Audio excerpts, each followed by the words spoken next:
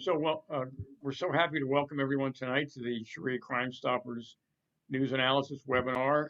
We are with you every Monday night doing news analysis, since that seems to be the only way we can possibly keep up with all the activities underway. We have a professional news analyst with us, and that, of course, would be Christine Douglas Williams. Good evening, Christine. Good evening. It's great to be back, Dick. Well, thank you. As you know, we are going to be rotating our news analysts just to give you different perspectives on a rotating basis. Tonight we've got Christine. I think some of you might be new, so let me remind you that Christine is an international award-winning broadcast journalist. She's a news analyst and she's the author of two books. The first one is The Challenge of Modernizing Islam. Another book is Fired by the Government of Canada for Criticizing Islam. Christine's also a former federal appointee to the Canadian Office of Religious Freedoms and the Canadian Race Relations Foundation. Significantly, she's a regular writer for Jihad Watch and an associate editor to the Front Page magazine. So Christine, that's quite a illustrious resume, and we really appreciate your taking the time to be with us. News analysis is so important because of everything that's happening so rapidly. And as you and I were talking, Christine, it's really important for us to make sure we keep up on the major priorities that we all deal with. It would be so easy to forget about the infiltration of the Muslim Brotherhood and Sharia, given everything that's going on. So we appreciate you helping us stay on task. Dick, there's a word I want to say before you go off and I begin what you said about news analysis. These days, people are so busy that they often read the headline and a few what they think is important lines without really examining what's in the news.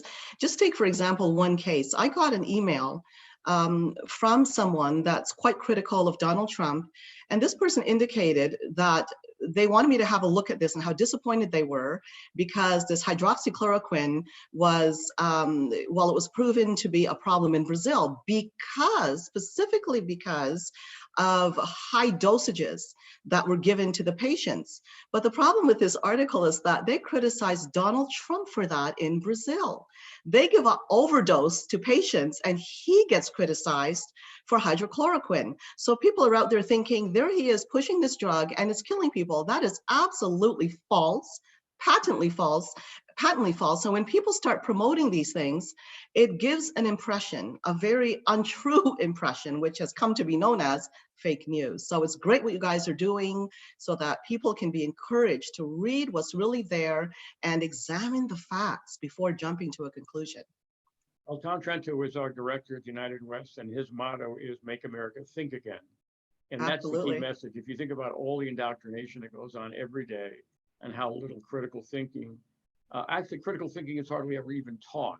Students are not particularly encouraged to critically think unless they're at home and mom and dad are homeschooling them. Maybe that's an exception, but generally the population is okay with following the herd or following the latest trending social media. So we're happy to provide content. We certainly want people to listen to what we present and our guests, but to think critically. And one of the opportunities to think critically is a Q, and we try to get an A. So Q&A is an opportunity for people. At the bottom of your screen, push on the Q&A button. We'll take the questions at the end of Christine's news analysis, and we'll try to get some answers. We may not be able to, by the way, there is a hint here. If you have a really good question, make sure you do your best to be as concise as possible. It's difficult to find the question sometimes when when somebody submits an essay. So we invite you to make your questions obvious and try to limit your content to the question if possible. So Christine, give us your thoughts on what's in the news, please. Great. Thank you so much, Dick. First of all, I want to thank everybody for joining us today. And this whole series, Make America Think Again, is a really great one. I want to start by reminding those watching of what we often refer to here as the red-green axis, because what that really refers to is the combination between communism and the issue of Islamic supremacy that we see today and how they combine to infiltrate our societies. That is very important to understand. Yes, there's the Chinese factor, especially today with coronavirus, and that would fall under the red, but we also don't want to lose sight of what's going on within the ranks of Islamic supremacism and particularly Sharia. And this is what we're going to be addressing today. Now, I'm going to start specifically by discussing what's going on in Canada, because it's very important, not just to Canada. So I'm going to start there today, and I won't save Canada for the end. But first of all, Islamic finance is a topic that I've introduced here before, and I want to address it again because it's come up again, and it's being promoted yet again in Canada. According to the Gulf Times, which I mentioned before, Sharia finance is rapidly expanding along with an increasing Sharia adherent population in the country, according to this article. And you can search Sharia finance on Jihad Watch, and you will find more information there and the original articles that I'm addressing today. Now, I also reported recently on Jihad Watch that Sharia compliant financial assets are expected to reach $3.8 trillion by 2023, outperforming the conventional banks. Now, this is very bad news, as Sharia financing is not simply how it's presented as a service of profit and loss sharing and declining balance sharing for mortgages for devout Muslims, like it's presented to be. And some people, they're inclined to just say, well, what's the big deal? Because Muslims just want to follow their faith. And when you look at Sharia compliant financing, it deals with companies that don't deal with products like pork and alcohol and pornography and so on. So all seems well. But before we really start to examine what's really behind it, I want to talk a little bit first about some of the trends that we're seeing. It's rapidly growing, as I said, in Canada, but it's also growing in the UK and Australia. Those are the main countries that is growing in the Western societies. And you might ask, well, what's going on in the US? It's not quite the same in the US, and there are a couple of reasons for that. The Establishment Clause somewhat stymies its free spread, although it's still estimated that actually some $4 billion in financial transactions based on Sharia principles is being conducted in America, like sukuk bonds and also mortgages. But according to an article also published in The Hill that was looking at the trends of Sharia finance, there are a lot of public objections to Sharia law in America that's paralyzing the discourse about it, and it's creating a little bit of problems there in the growth of Sharia finance, in addition to the Establishment Clause. But unfortunately, here we have a big promotion of Sharia finance by a London-based publication called World Finance, quite influential. And its parent organization, not surprising, it's called World News Media Limited, one is located in London. And they're actively trying to broaden the appeal of Sharia financing, which World News Limited is just at it. And recently, the World Finance gave out awards, and the winner this year was Sharia finance. So here, let's talk, we're seeing here another problem. By promoting Sharia financing, they're also promoting the associated ills that Sharia financing brings along with it. Alarm should be raised in the West when it comes to this creeping Sharia, and I'm sure you've all heard of the term, and we'll talk more about that, particularly over the fact that the International Monetary Fund is playing a key role in the expansion now of Sharia finance. In the establishment of the Islamic Financial Services Board, almost every country is a member of the International Monetary Fund, but America is the largest cumulative contributor to the IMF at $155 billion, and with the largest voting bloc holding veto power for many of the decisions. So we have to consider America's role in this.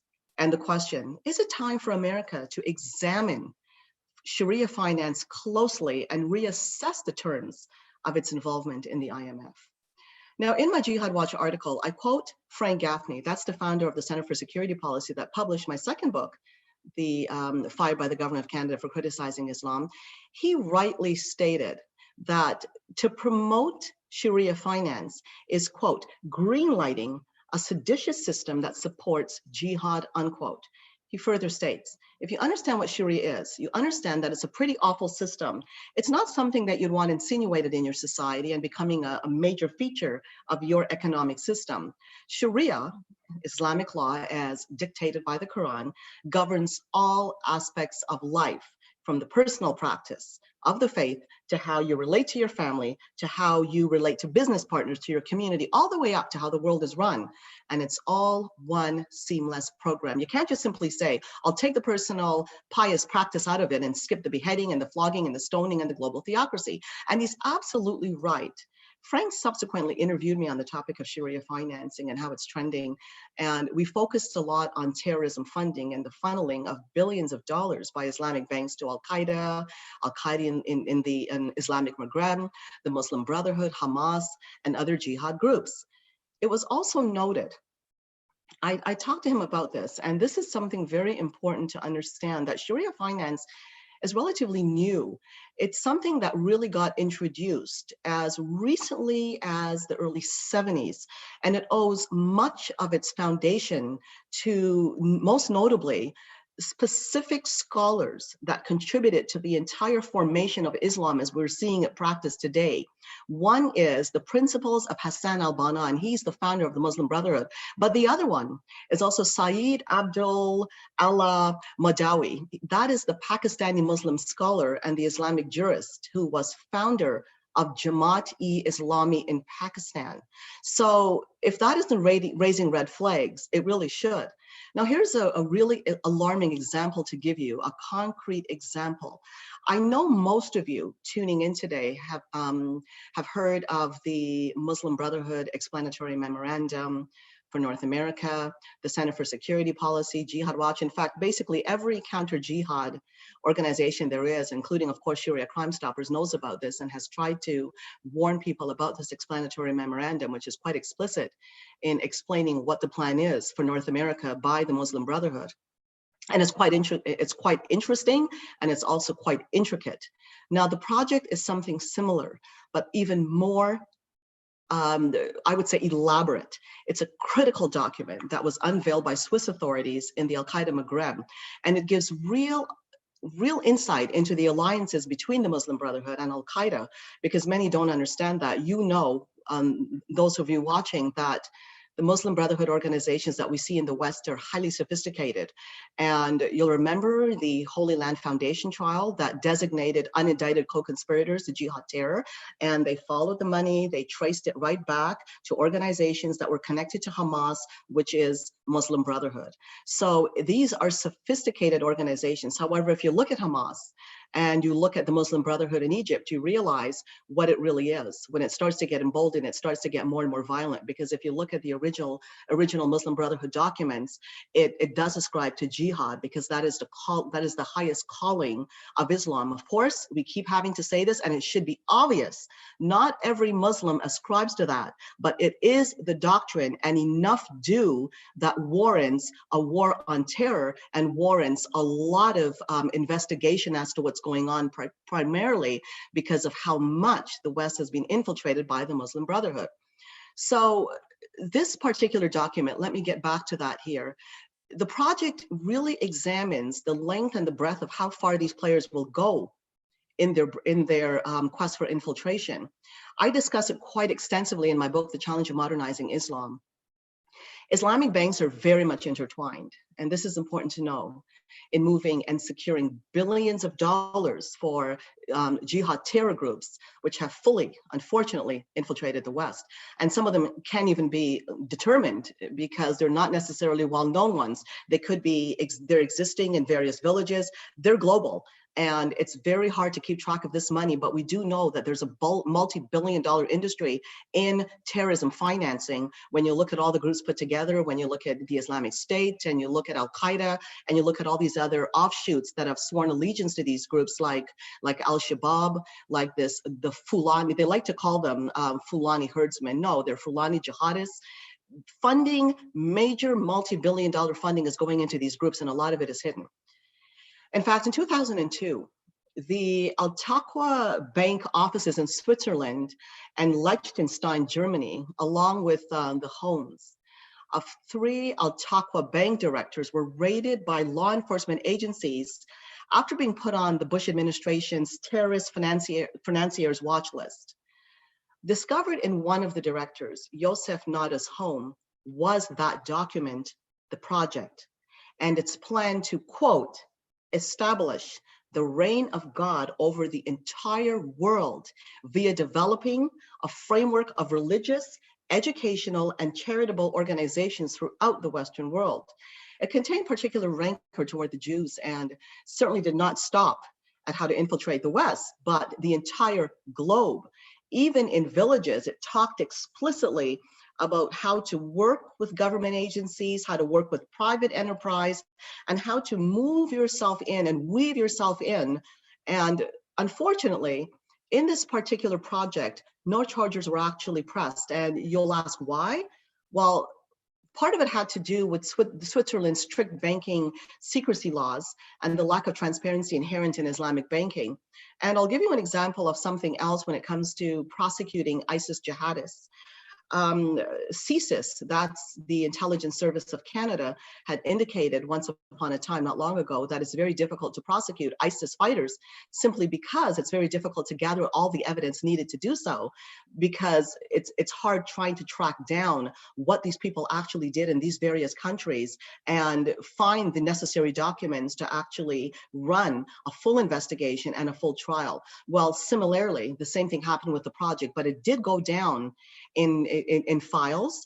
It is used as a document. The document is intact, and it's something that's very highly notable in its dangers in pointing to the role of Islamic banking collaborating with these groups like Al-Qaeda and the Muslim Brotherhood. And Islamic banks are everywhere. They exist, as I said, in remote areas, and the protocols that are used, they're unaccounted for largely. Sharia finance is a stumbling block, and it's expanding fast into Western countries, and that is significant because money talks. You don't need to be a rocket scientist to understand that money equals ownership, ownership equals opportunity for more expansion, and ultimately greater power. Even if one looks in Israel, who they struggle with the Palestine Islamic Bank and its funding, major funding of Hamas. It's a nightmare for Israel trying to block funds that could easily flow from Palestinian banks and unfortunately also be rerouted through the international banking system once they try to crack down on that bank, Islamic Bank of Palestine. Now, in an opinion column in Canada's Globe and Mail, Waleed Hajazi and Mohammed Sawaf have written the article, quote, "Embracing Islamic Finance presents an opportunity for Canada." Now, it's a positive time now for Islamic banks. Example, let me give you an example of how this thing works. A house may be sold to you, let's say randomly, for $300,000. And by the end of it, not necessarily, let's say you pay $150,000 at the end of the amortization and all of the accumulated interest. With the Islamic bank, you'll just pay $450,000 up front. So you're really not quite interest-free. The good part, some would argue, is that if you buy at a time of low interest rates, well, when it's being calculated, although one doesn't, I wonder, well, how exactly is it calculated? Is it calculated with forecast in mind? Is it calculated with the going interest rates at the time? This is tough to know, but all in all, it's based on projections, which ends up translating to a cost sharing and profit sharing system. So it's not quite interest-free as it's presented to be. And of course, banks always seek to gain money. So it's interesting that in 2007, when there was a financial meltdown, 2007, 2008 in Canada, Sharia finance was then being promoted, also in the Globe and Mail, by a politically active and prominent lawyer named Waleed Suleiman, who was named 2019 Global Citizen Laureate by the United Nations Association in Canada and the Muslim Association in Canada, which is one of the only sites up to recently that was not shy about its Muslim Brotherhood connections. It stated on its About Us page that its foundational mission goes back to the Muslim Brotherhood founder, Hassan al-Banna. They made no bones about it. And the Muslim Association of Canada has chapters all over the country. So this guy was named this Global Citizen Laureate by the combination between the UN Association in Canada and the Muslim Association of Canada. So Suleiman's support for Sharia financing has recently caused sparks to fly. Let me go back a bit about his interview in 2007 there. His interview in the Globe and Mail, he was asked about Sharia finance and what his opinion was. And he indicated that there's nothing in it to violate democratic principles. Technically, no, because they'll just say, well, it's cost sharing, it's profit sharing in losses. So what's wrong with that? In mortgages. So what's the big deal?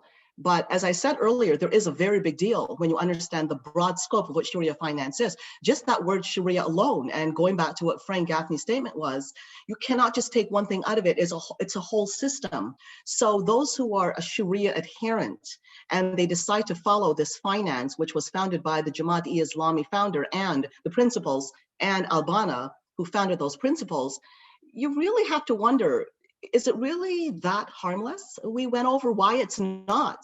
And when he was asked about what Sharia is, he simply said, well, it's just basically canon law based on Islamic teaching. Well, herein lies the problem. If one understands what Islamic law is, and you look at how women are treated, you look at how gays are treated, you look at the value of women, and a lot of people tell you, well, the Islamic veil, the complete covering is not in the Quran. Well, it is. It tells you to cover completely. It's there, and I've written about it extensively on Jihad Watch. That's not the topic today, but you could always go to Jihad Watch, look under Niqab, and you'll find information about it. And this leads us now to another important story, tying in what was discussed so far about Sharia finance, what was discussed internationally about what to be wary of. Now, let's look at a headline quite recently in the Globe and Mail. Quote, disqualified conservative leadership candidate sues party to re-enter race. Hold that thought for a moment. Here are the players, so you don't get confused here. And I know that our friends, Dick and Mary, Dick has the photograph of the players involved. If you could put that up now on the screen, you'll get to see who those players are. Okay, they're up on your screen. You see the picture of Walid Suleiman, Aaron O'Toole, so take a good look at that, who was a conservative and conservative leadership. Well, okay, let me back up a bit. Aaron O'Toole is an established conservative leadership candidate. And you also have a picture there of Jim Karahelios. He was a candidate. Now, hold that thought for a moment, was a candidate. Will he end up being a candidate again is a big question mark. Okay, so the conservative leadership race, here's the story, is at the end of June, but it may be postponed due to coronavirus. This guy, Karahelios, was part of the leadership race, and he was disqualified by the Conservative Party for alleged racist Islamophobic comments. Here's why.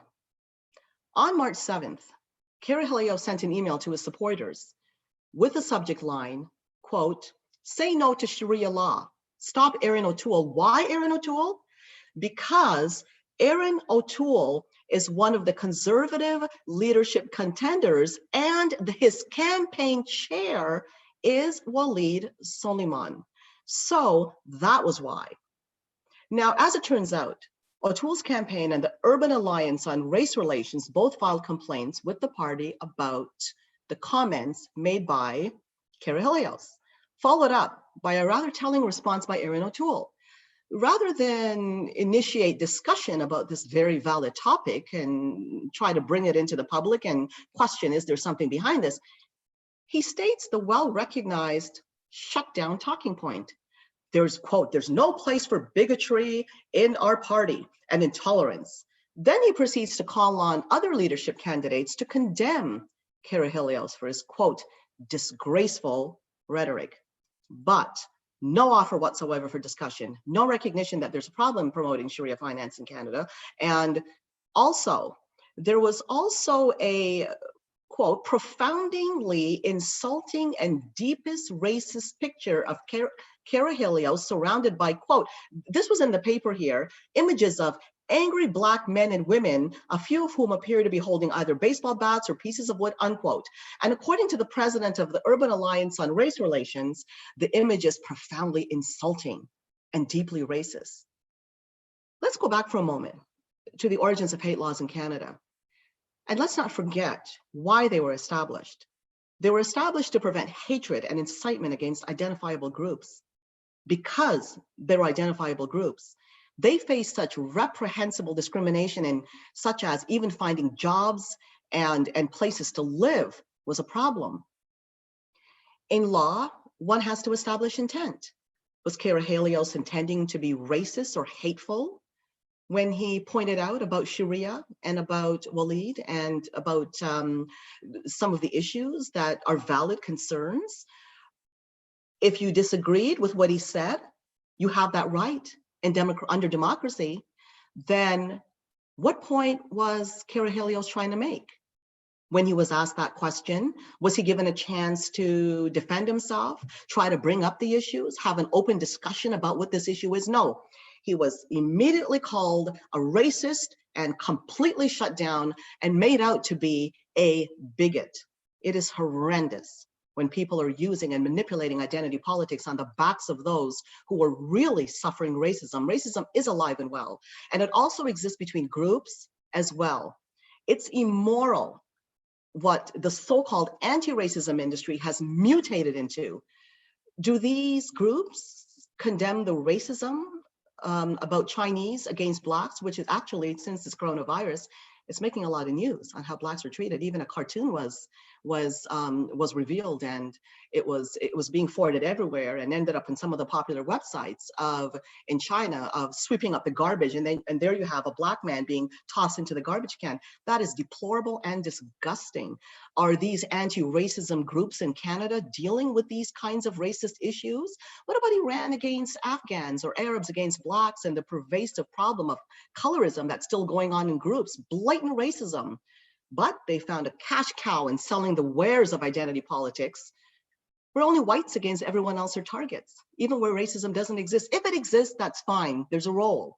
But it is no longer an industry that protects real victims. It's exploited for political and monetary gain, which is absolutely reprehensible. That way, hate actually gets covered up. The kind of hate and bigotry that we see in Islamic supremacism, and we see it against infidels, the hate behind the slavery of Blacks by Arabs that's still going on in countries like Mauritania, Sudan, Algeria, and other places, the hates that we see sometimes embedded in India, where it's improved, but there still is a caste system of colorism. The hatred of gays under Islam, the inferiority of women, the supremacism against other faith traditions embedded in the Sharia. Why are these things not being dealt with? So back to Karahalios, whose wife, by the way, is mulatto. She's half Afro-Trinidadian, and that's how she's described in print, and half Portuguese, and a member of provincial parliament herself. So this poor woman has to be sitting there as a biracial woman to endure the pompousness of these anti-racism groups and individuals who have their selective hearing and vision, and they point fingers everywhere. And it's the same way I was removed from the Canadian Race Relations Foundation by writing about Islamic supremacism, warning about Sharia, dangerous anti-Islamophobia motion M103 in Canada, and on genuine discrimination against women embedded in the Sharia and against Blacks. These are the things we write about. And I was being called a racist by these anti-racism groups that know absolutely nothing about me. I abhor genuine racism, but I also abhor the politicization and the manipulation of it, because it does not do any justice to genuine victims. What it does instead is allow those who may not be white to continue victimizing people under what these people ascribe to the bigotry of low expectations, which to me is one of the biggest forms of racism today. So back on track here. Karahalios has not taken this sitting down, and I applaud the guy for that, because there are many in the conservative camp who have taken this kind of treatment sitting down without firing back. And because this is very new. We see it in the Liberals, and it's expected there, given the long rap sheet they have when it comes to Islamization within the party and so on. And again, we've documented it on Jihad Watch. I'm not levying accusations here. There are genuine problems that you could look up articles and genuine documents. So here's what's going on here. Karahalios accused openly the party, the Conservative Party, of hijacking democracy by removing his name from running as a leader of that party. And he was able to actually produce a screenshot to present to the Leadership Election Organizing Committee of Erin O'Toole's National Field Director, David Parker, saying that they will, quote, destroy his entire life for going after Walid, unquote. Fast forward, April 13th, an Ontario court judge finally rules that the lawsuit launched by Karahalios can proceed.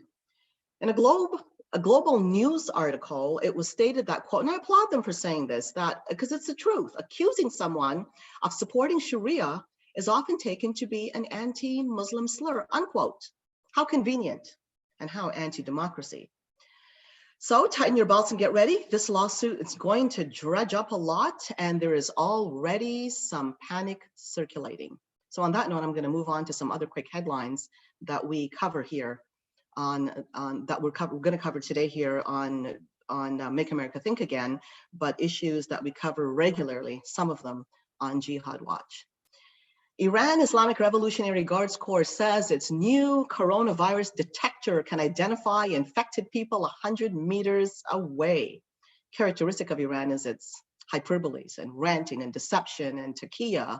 And of course, it continues along with their exaggerations and their usual threats. You can't expect anything different. For example, when the coronavirus pandemic first started, the Ayatollah Khamenei denied the impact of the disease, and he declared a health jihad against it.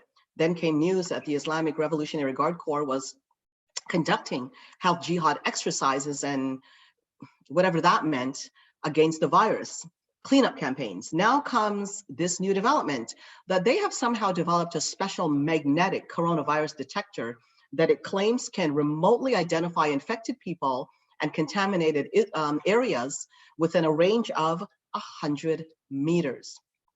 The Islamic Revolutionary Guard Corps commander, Major General Hussein Salami, said that the unique device is so advanced that you don't have to do blood tests. It just delivers results in 5 seconds. Well, they've beaten Israel, according to what they're saying. Now, this device undoubtedly is promising to those who believe what Iran says, the same types that signed on to the Iran nuclear deal because they believed in Iran's honesty in the first place. The next story. American research team discloses undeclared nuclear weapons development site in Iran. This is nothing new. In 2018, Israeli Prime Minister Benjamin Netanyahu actually offered proof, and he had quite a few demonstrated documents and so forth that Iran deal was based on lies. He revealed a cache of documents that demonstrated that Iran lied to the world about its nuclear program for years, even after the signing of the nuclear deal. Now comes a team of American experts from the Institute of Science and International Security that said that it has uncovered a previously unknown Islamic Republic nuclear weapons development site in Iran. They have evidence, they say, that Iran nuclear weapons facility was found in northern Iran and it was functional until at least 2011, when it was likely destroyed, they're saying, as Western nations began to investigate them. Again, taqiyya at its best. Next story. Jihad groups celebrate coronavirus as small soldier of Allah deadly jihad attacks increase during the lockdown. So this is a problem that's being raised all over the Islamic world because it has shaken the faith in the mullahs, in the leaders that are saying, look, it's a curse from Allah. Well, then why are Muslims getting it? And some are saying, well, it's because your faith isn't strong enough, but it's really a disease that was against, the infidels and the kafirs of the world. And some are saying, well, it was conjured up by Israel. It was released by America. That's the kind of a thing, and it's just going around in circles. But the Islamic State has been using the pandemic as a justification for murder in the way of Allah. No surprise there. At first, when it started, coronavirus, they were rather quiet and just advised their people to stay away from America. But now they're calling for more attacks worldwide, once again, through their online networks. Both Islamic State and Al-Qaeda are now celebrating the coronavirus as a small soldier of Allah, unquote. And analysts are reporting that Islamic militants are seeing the virus as a divine punishment against Western countries.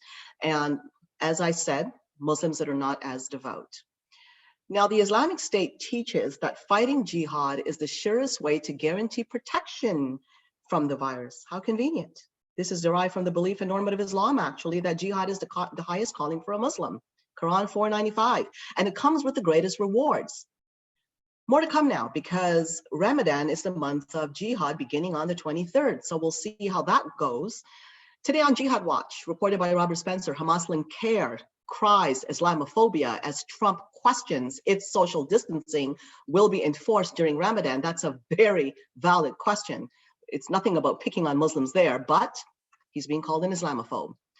Next topic, Iowa Republican candidate calls for redefining Islam as militant cultural imperialism seeking world domination. Rick Phillips is his name. He said that he has spent some personal time studying Islam, and he believes that when a Muslim swears swears the oath to the Constitution using the Quran, that negates the constitutional law, because he's saying that they're sworn to turn this country into an Islamic country. And according to Islamic law, they really are. Now, Hamas Linker, of course, already has weighed in, calling upon, quote, state and national Republican Party leaders to repudiate the Islamophobic, unconstitutional statements made by Phillips. This was to be expected, though, but Rick Phillips, his statement opens up a needed debate, at least a debate on the nature of Islam and the potential of jihad and Sharia upon America. Whether you believe that Islam should be banned is another story. Some do. I don't share that simply because I believe in religious freedom. Some will say, well, how can you not? But there are Muslims out there who really do not practice it. And you may say, okay, they're really not practicing normative Islam. Fine.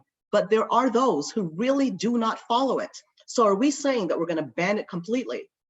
You see, the problem is that we're going from one extreme to the other. We've allowed in, as democracies, groups that are unindicted co-conspirators to jihad terror. We've allowed them to push this word Islamophobia into every segment of our society, and that term comes down from the Organization of Islamic Cooperation to shut down criticism of Islam. Yes, it incorporates anti-Muslim bigotry, like bigotry against any religion or like creed or person, but at the same time, it also encompasses criticism of Islam, which is not allowed under the Sharia. That has no place in democracies, and that is what we need to be dealing with. So given what Rick Phillips is saying this is something that needs to be discussed, and it needs to be discussed at length. We are not discussing it, we are shutting it down, and we're allowing groups like CARE, ICNA, all of them that are listed unindicted co-conspirators, and it's very easy to find that list online. We're allowing them to dictate what we should say, what we shouldn't say, and we're intimidated because we don't want to be called Islamophobic, so we let them get away with it. And the largest question, perhaps, that Phillips poses is this: if the normative belief of any religion contradicts the American Constitution, and if a religion practice teaches the supremacy of that faith over the American Constitution, then in fact, what does this say?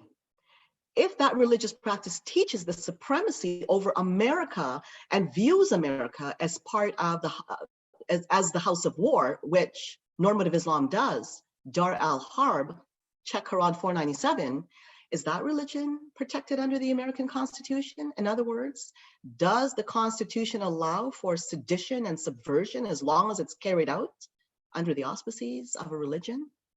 That needs to be addressed. Rick Phillips is being attacked as an Islamophobe to open up a very uncomfortable issue.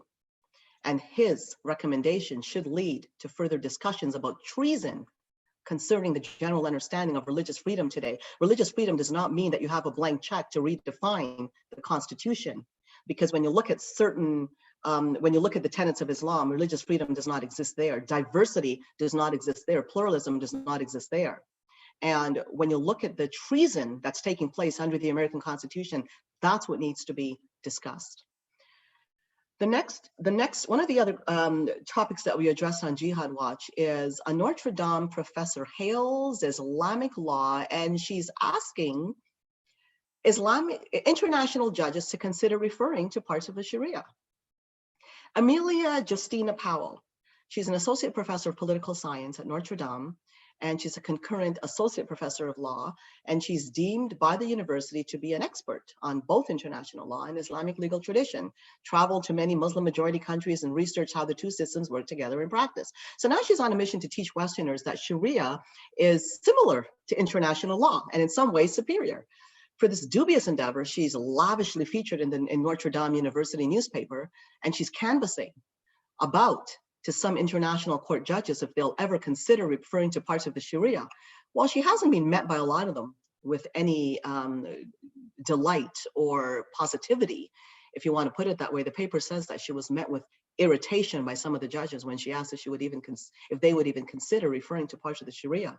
And that's a big fortunately so, because she's skewing the view of Sharia And she's being deceptive, she's being propagandist, and she's being downright dangerous. And yes, I'm sounding harsh here, but when you start promoting the Sharia as something that's similar to international law under the original UN Declaration of Human Rights, which is framed under democracies, democratic freedoms, it's now changed, the UN, which is now, I would say, a handmaiden of the OIC.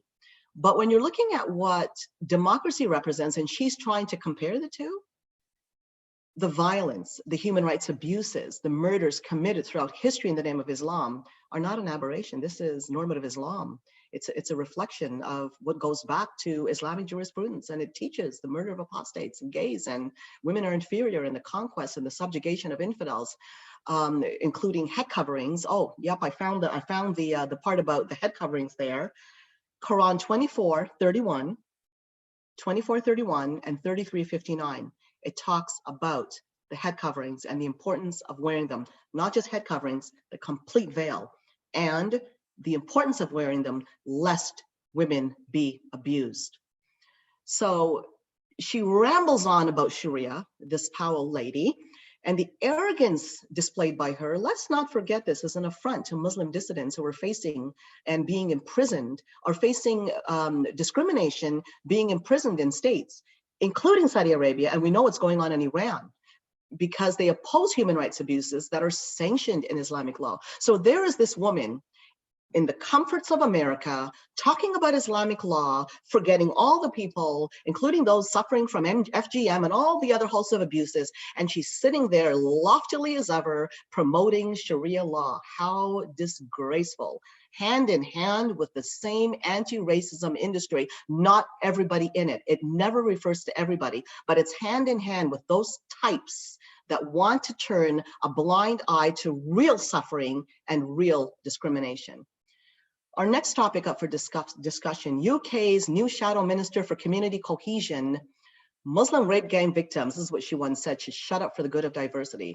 To make a long story short, Nash Shah, a Labour MP, she not only liked, but she retweeted a tweet that said in 2017 that girls who were victimized by Muslim rape gangs need to shut their mouths for the good of diversity. So do you see the common grain here? There we go again. Ignoring victims, ignoring real victims. And these were mostly white girls. Yes, some Sikhs were also victimized, but it was repeated again and again in news stories that the white girls were called every name in the book: white trash, white meat. It was disgusting, nauseating, the kind of racism that went forth from those trials. And it was not widely covered the way it should have. So there's this woman saying, shut up for the good of diversity, when these girls were victimized.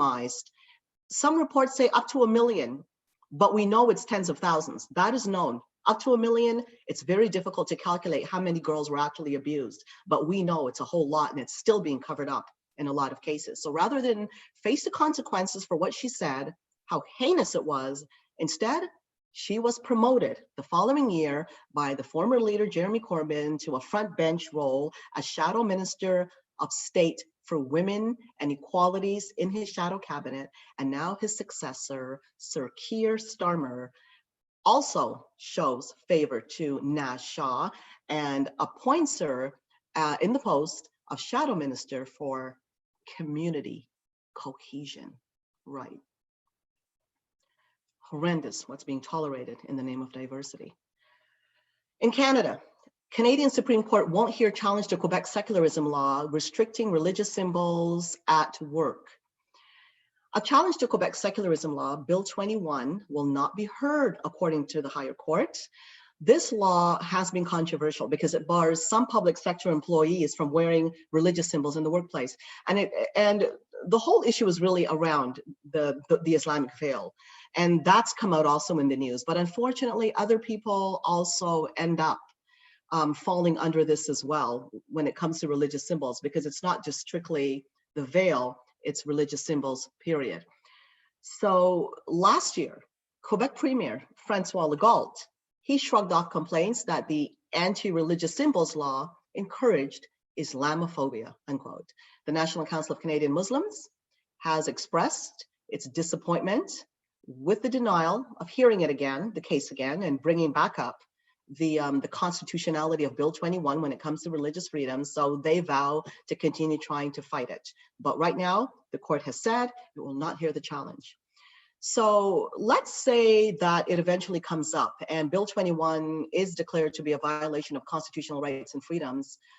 One needs to really consider what's going on here. Why should everybody be penalized? Why should a nun, let's say, if you're a nun working in the public, why should you be condemned or even anywhere for wearing a veil? In fact, when it comes to Muslim women strictly wearing the veil, their face is showing. The big problem here is the niqab. So why is that not being dealt with, particularly when it's banned in these countries? So I'm trying to give a little food for thought here. It's being banned for security reasons in Tunisia, Austria, Denmark, France, Belgium, Tajikistan, Bulgaria, Cameroon, Chad. Chad specifically banned it after bombing attacks where the burqa was used to hide. Congo, Gabon, Netherlands, China, Morocco, and Sri Lanka after that horrific, that series of jihad attacks that took place in Easter 2019. So why is it being allowed? When this complete covering, when it clearly poses a threat in countries, why is it being allowed? It is a horrible, it tells a horrible story about what Islam says about women and why they should be covered as per Quran 24:31 and 33:59. So right there, it is against the equality of women, male and females, the equality of women with men, and it's also a security risk. But instead, we have this bill that is more geared toward that, but yet we ban all religious symbols in Quebec here in Canada.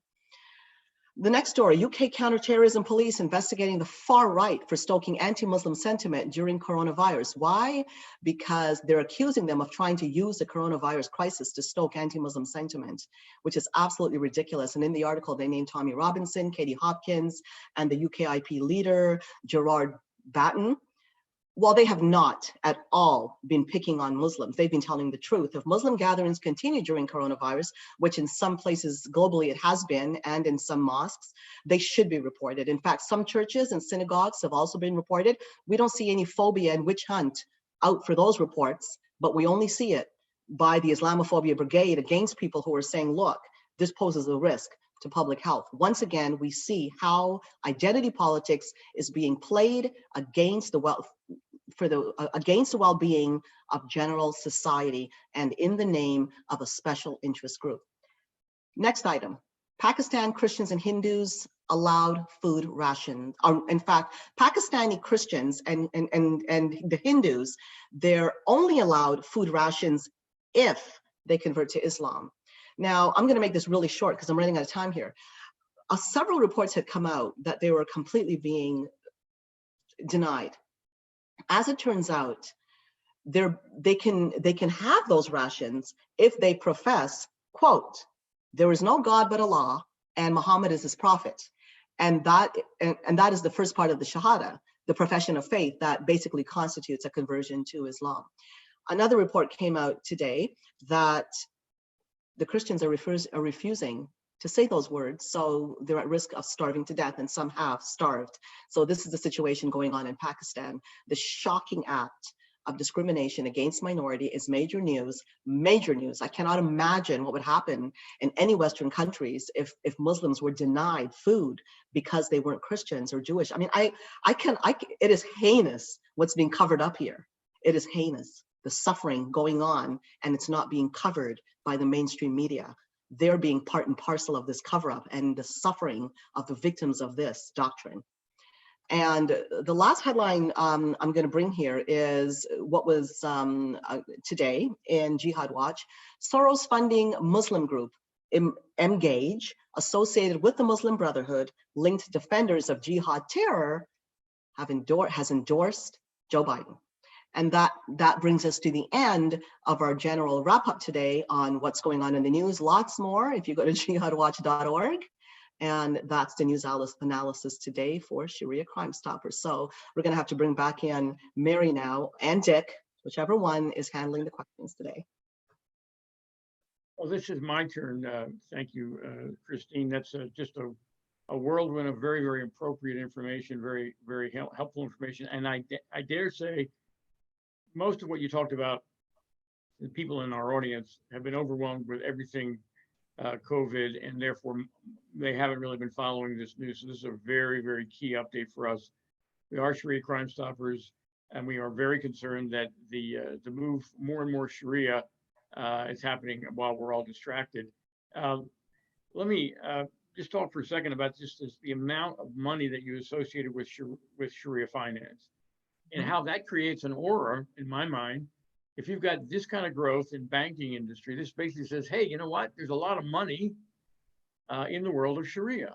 And oh, by the way, if you happen to be a politician who lives on funding, you probably want to go pretty easy on the whole notion of all things related to Sharia. Some of that finance money might, who knows, might actually end up being in your campaign at some point. So I think the notion of the growth of this in the UK and Australia and Canada, and to some degree in America, is really a great example of the saturation that's happening. It wouldn't be happening if we didn't have the saturation that we already have. So to me, it's an indicator of a losing battle right now with Sharia infiltration. I don't think people realize, and I'm glad you brought this up, I don't think people realize the danger of what they're getting into, and that this is not a historic practice. It was founded by, quite recently, as I indicated, by this Jamaat-e-Islami founder and the founder of the Muslim Brotherhood. But you see, what's missing from our society is responsibility for the whole. We have, through time, self-focused, and some may say, look, this suits me because it helps me because I don't have to pay interest, when really you're just paying it in a way that you don't realize you're paying it, because as I indicated before, it's incorporated into the amount of the house you're buying. So if it's 300,000, you'll be paying 450 for it. Just, and I gave that loose example earlier. But when it comes to the good of the whole, there's a lot associated. So while people are saying, well, I'm going to be good, while some Muslims are saying, and they're going to be Christians that might say too, well, it's not bad to not invest in alcohol and pornography. Well, there's a lot of investment going on here in Islamic terrorism. And one big part of Islamic finance is charities. And we know about the Muslim Brotherhood and its foundation of charities. It defines itself through charities, and the money, and not every person who gives the zakat, 2.5%, which is it's one of the pillars of Islam. When you give this kind of a charity, a lot of people do it innocently, and Muslims do it innocently, but the point is it's intricately intertwined with terrorism. Not all of it, again. There's always this definition of all. Like, for instance, if you oppose immigration, open door immigration, people say, well, you're just anti-immigrant. Not at all. It's vetting. Like, we have to start getting down to meaning. Sharia finance isn't just one thing, as how it's being presented in the Globe and Mail in 2007, and then again recently. There is a lot wrapped up in this Sharia financing, and as Dick said, it's presented in an attractive fashion, so people need to get outside themselves and get outside this thinking, well, what's wrong with that? They need to educate themselves as to what is really wrong with that. It is intricately intertwined, and for the good of the whole, we need to be very careful, because if we lose property, and when I say property, I'm talking money talks. Whoever owns the biggest businesses has the most power in a country. We're in danger eventually of being bought out by Islamic finance. And is this what the West wants? That's basically what I'm trying to say in a nutshell. So Christine, if I understand it right, we have Sharia finance and we have the zakat, Z-A-K-A-T, which is an obligatory tax. And there are 8 categories apparently within places where this charitable money goes. If I'm not mistaken, there are at least one of those 8 categories is specifically the promotion of Sharia, which basically means that money is sidetracked for Sharia encourages jihad. So we're talking about people who are involved in Sharia finance. They're dealing with zakat, and by doctrine, a part of that money, and I think there's international scholars that are involved in deciding where the money goes. Some of that money is, by definition, going to support the growth of Islam, including via jihad. Is that fair? Am I on the right track? Well, by definition, it's called Sharia finance for a reason. Right. As we indicated earlier with Frank Gaffney in his statement, it's part of an entire system of Islamic law, and the highest calling to any Muslim, and this is in the Quran and in the Hadith, is martyrdom.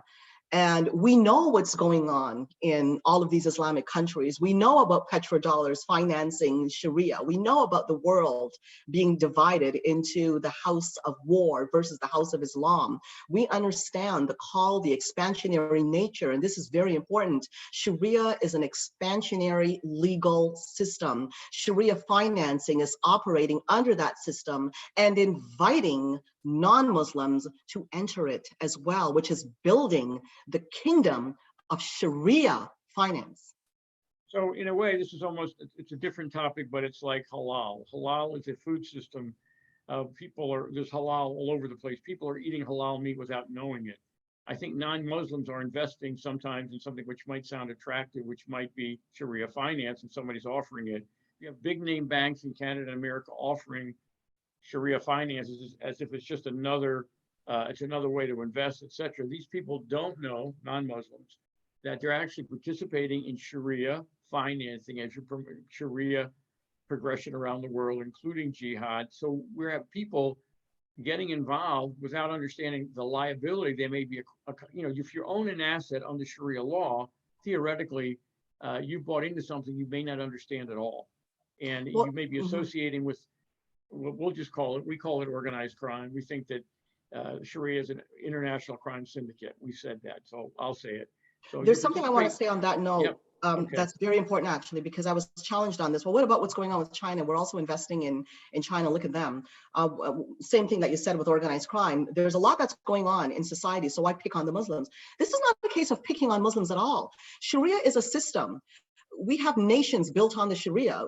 The kingdom of Saudi Arabia is built on Sharia. It is Islamic law there. We see it internationally. It's a system based on conquests. We look at Iran that wants to rebuild the Persian Empire. We look at Turkey, wants to rebuild the Ottoman Empire. We look at all of the Islamic states and Islamic law. This is an expansionary, powerful system. Yes, communism is too, and that's why we deal with the red-green axis. So just because we're dealing with one issue doesn't mean we just ignore the others.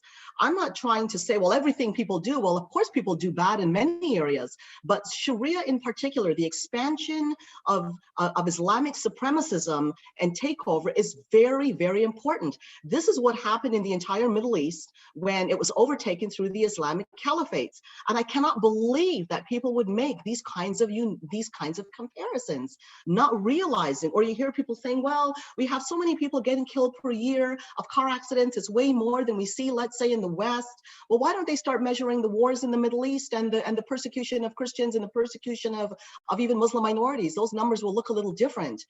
The reason why we don't have those numbers is because we're applying some due diligence, but Sharia finance it's covert, it's insidious, and it's spreading rapidly. And we have Western countries and Western organizations that are using it because they see it as an advantage to them. Even in our banking system, they're starting to operate within our banking systems as an advantage. And this is where we're selling out our democracy to Sharia principles. That is the one area that's not being addressed enough, and it's dangerous. So let's keep going on this. I mean, to me, this is a notion of it's also related to globalism. Yes, it does. If you are a globalist, you believe in the elite. Well, the elite are typically, let's just face it, we're talking banks and bankers. And so to the extent that you make Islamic finance just another financing thing and you bring all that money together and you promote it, you're hanging out basically with people who go to the OIC and they go to Davos and they go this whole notion of the upper echelon. And this is really, we've got a question, I'll relate this. Is President Trump aware of these Sharia compliant banks? I have not heard any member of his staff discuss, just from a banking perspective. She goes on to say, as well as the ill treatment of women or Christians or Jews by Islam. So in other words, the question really is, we've got a Secretary of the Treasury, we've got other people. Is there any visibility that anybody has seen about Sharia finance being under discussion, under review? I'm sure the president, for example, is revising his thinking or extending his thinking about trading with China, et cetera. But have we any evidence that, let's say, any high-level person in Canada or America in a leadership position, is it going directly against the institution of Sharia finance? Well, Kara Helios certainly challenged it when he talked about, raised the question. I mean, he may have raised it in a way that some people will say, well, it could have been a little more tactful, but he certainly did. As per America, Trump would know. He would certainly know. And in his addresses, he did it in India. He talked about his national security strategy. He's certainly very aware of Sharia. He's very aware of the infiltration in America. But this man right now is dealing with coronavirus. He's dealing with everything out there at once. He has dealt with a lot of issues when it comes to jihad in the States. And I have no doubt it'll come down to that eventually, because look what he's doing now. Even when it comes to the World Health Organization, he's cut off funding as well he's dealing with that. He's also dealing with the corruption. He's dealt with that, in fact, when it came to the UNRWA. With the whole Palestinian issue and where the money was actually flowing there. He's cut back money going into Pakistan because Pakistan was playing, let's face it, a double game, saying that they're helping the West when they were actually aiding in terrorism. So this guy has been doing what we haven't seen leaders do in recent times. So I would tend to project based on the past, because the best predictor of future behavior is past, that it will eventually get to that. It will have to when this starts to increase further. There's a trend going on now, and I wish it would garner more attention, particularly from the position of the International Monetary Fund and American interest there. America has the most influence in the International Monetary Fund, and it's really time that America speaks out. Again, America has not followed the lead of Canada, of the UK, of Australia. It does have the establishment clause, and there is resistance going on in the public when it comes to Sharia finance. So let's hope, let's let our voices be heard with our politicians and start paying attention to what's going on to Sharia finance, because right now, not enough attention is being given to it, given the problems everywhere else. Okay, well, we're getting some comments. Maria's commenting there are also equity, that is stocks, stocks that are Sharia compliant stock funds. And so I'm assuming, among other things, these would be place groups that would say, well, we'll invest in ABC, but we will not invest in the kind of things that, Sharia folks would say they don't want any part of, so they wouldn't invest in alcohol or so on. So, but I mean, this whole notion of a cachet, something different, something neat, something, oh, by the way, there's a lot of rich Middle Eastern people, so maybe a Sharia stock fund, Sharia compliant stock fund might be, really attractive. I'm making an exaggeration here, but the notion that people can actually create that propaganda is part of where we're at today. Well, based on that investment, they have struck gold, no pun intended there, because it's frightening. It's frightening when you look at it, because people can say, look, I could make a whole lot on this. And when you look at these oil-rich nations like Saudi Arabia, well, why wouldn't they invest in it? Why wouldn't they invest or try to make it look attractive so that they can draw in these lucrative supports from Westerners with their Sharia finance? The best thing that could happen is conventional banks should look at what's going on, because they have their interests. And instead of meshing with and doing these deals with Sharia finance, because it will eventually backfire, they should start protecting their interests. But we'll see how that goes. Again, no pun intended, protecting their interests. But seriously, this has the potential to explode into something out of control when it comes to Western interests. There's a potential there that should make people very nervous when you consider what the system is, who founded it, and what it could mean based on the evidence of terrorism, as well as what Sharia doctrine is about to begin with. Well, and I think if you go back to President Obama, then you would be talking about Joe Biden, and know that Barack and Joe were all in favor of the Arab Spring, and we were aware of presidential directives.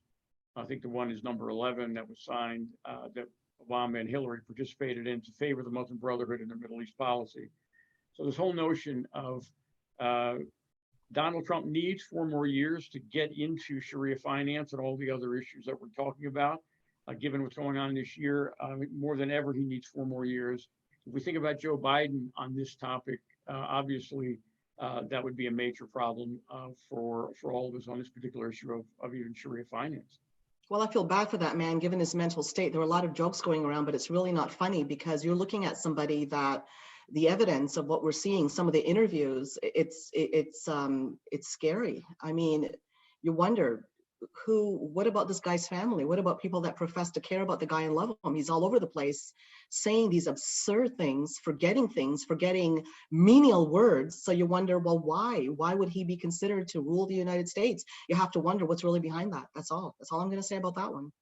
Well, you could even say that it's elder abuse to continue to put him I, in, to get him down in his basement. I feel bad. I mean, from a human point of view, yeah, right. I feel bad. There's no dignity in that. Human dignity is very important, and there's no human dignity there. All right, well, we're going to end our questions at this point, but if you just hang with us, we've got a couple of other things we want to talk about in terms of action items. We'd love to get your thoughts and comments on that. So let me figure out how to do that. We were over here. Yes, we were. And we'll go back. Okay, so we like to put action items on, and Christy would invite you to, we're going to bounce around a little bit, but these are things that have come up during the week that we want to bring to our audience's attention. Listening, reading, and sharing things. For example, we've had Curtis Bowers on our program, Christine, and as people know, he's the producer director of the movie Agenda.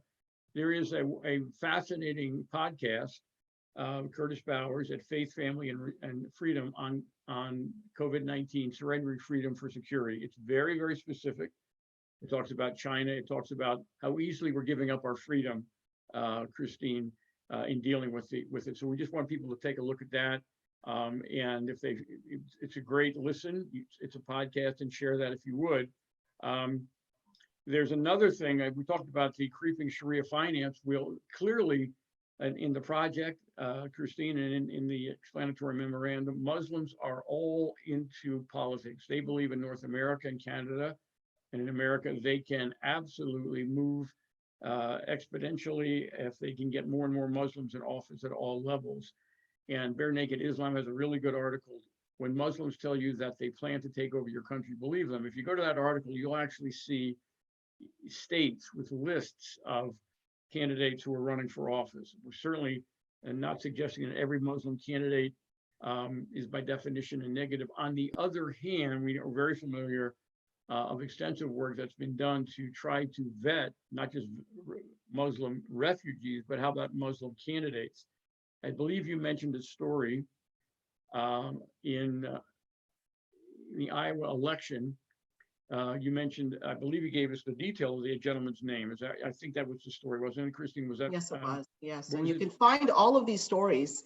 You could easily find them. This is Phillips. You could easily find them up on Jihad Watch. But this guy just came right out there and said what he believes when it comes that basically Islam is against the U.S. Constitution. And if this is what you're bringing, maybe we should just outlaw the religion altogether. But that has its own issue right there. But I think the key message is that when he said that, Christine, CARE came after him. Yes, and of course, the GOP leadership immediately went into the conversation about, well, that has no place. This is a repeat of the Michigan candidacy in 2018, where the Republican Party of Michigan basically crucified the only person who would have any conversation about Sharia in his campaign. I know that because I was there. Philip Haney stood up and presented the conversation about Sharia at the same events with Patrick Colbeck. So Patrick Colbeck, by the way, did his homework, talked about the memorandum, and was crucified by his own party. So that's what's happening here. The ability to get at the conversation when you have candidates running for office, whether they are Republicans who criticize Islam or Muslim candidates who say that they're running for office, it's really critical that people understand how to deal with this topic. Steve Kirby, who's been on our program as well, in addition to an article, he has prepared brochures, Christine, on his website called IslamicSeries.org. You can download trifold brochures, which give you, there's two of them, which give you the questions from Muslim public officials and political candidates. This is the way to ask the challenging questions and deal with the blowback. So it prepares you for the question, but it also prepares you for the normal blowback that you're going to get. You can have these brochures. You can go 3 or 4 people to a meeting, sit in different parts of the room and bring these questions to these public officials that are running for office, whether they're Muslim or not. You can certainly put these questions on the table. It's very difficult to do, but at least Steve Kirby's work is a great asset. We want people to know about that and consider that. You know, people are dealing with primaries without being able to be in person, but people are doing things over streaming into people's homes. And so there's ways for people to have conversations. I would suggest people look at the brochures and get a group together to talk about them. Okay, so let's a couple of other action items.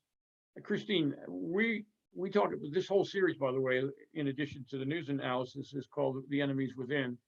Philip Haney, God bless Philip Haney, he gave us this wonderful image of the sponge and how the sponge would gradually absorb the water that it was in, and how Sharia is being absorbed into the sponge gradually. And the key message from Philip and all of our counter jihadists, including yourself, I'm sure, is we need to aggressively, bravely, boldly name the enemies. Well, okay, the Communist Party in China is absolutely an enemy of the state. It's an enemy for America. We need to deal with that specifically. We more often than not, we're going to try to use the word Chinese Communist Party even more than China. China is made up of people.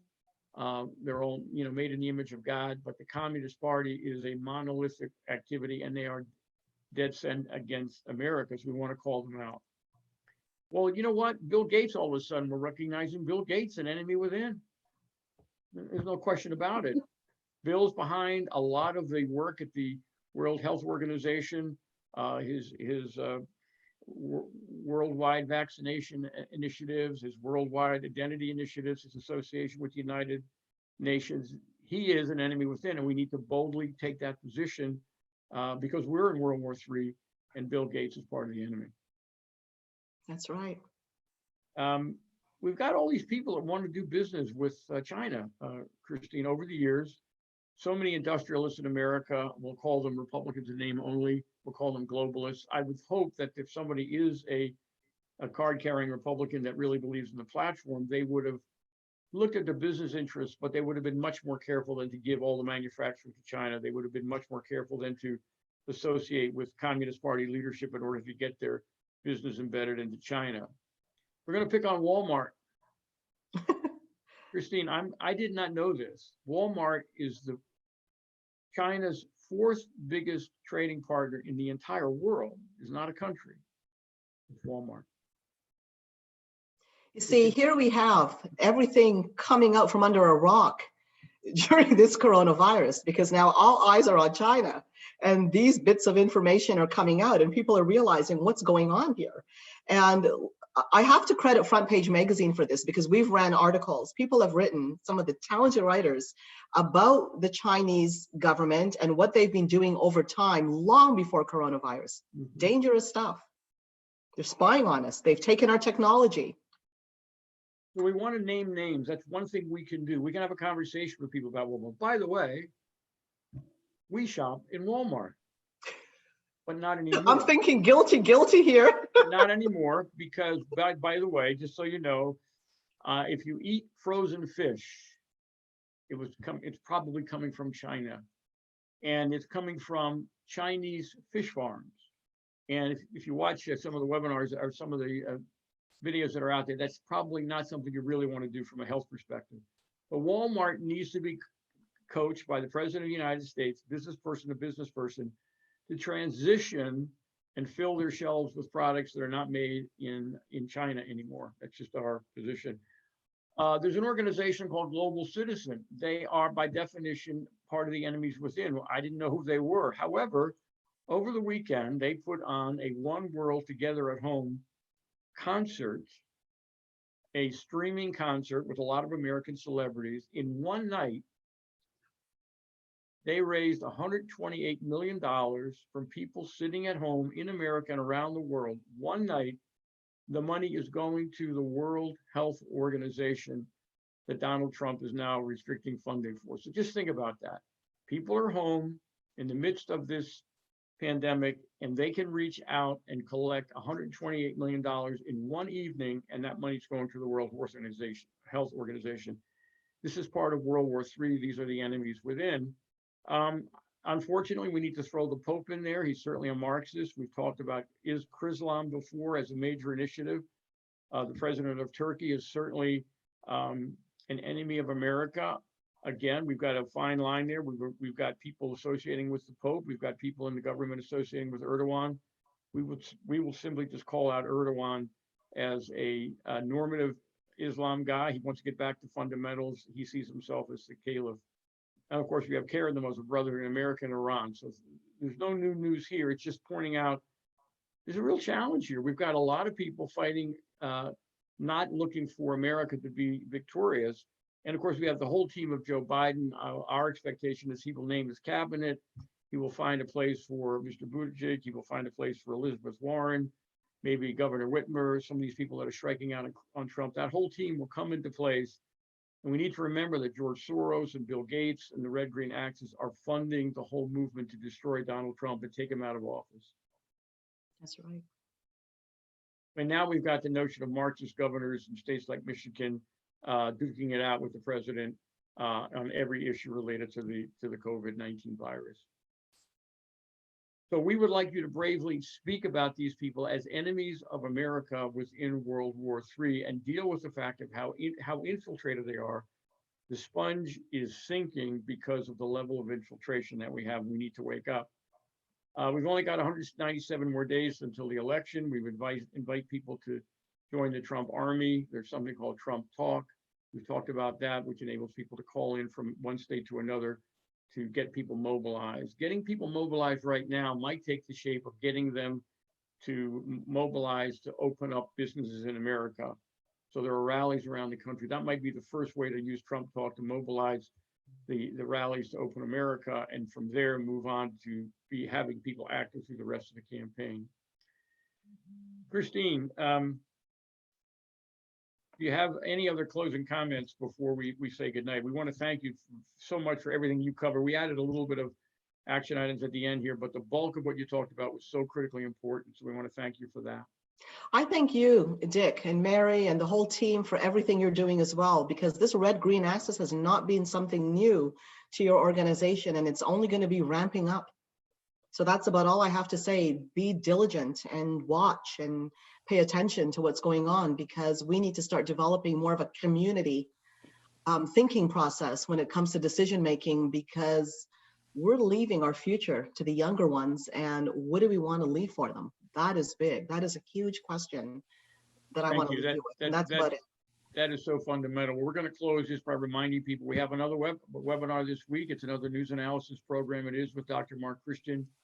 He's an ex-Muslim imam.